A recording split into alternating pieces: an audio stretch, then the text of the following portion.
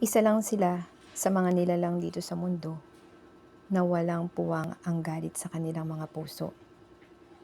Simple lang ang gusto nila, makakain lang, sapat na. Wala silang ibang hinangad, kundi maglaro lang, lambingin, at magpasaya ng ibang tao.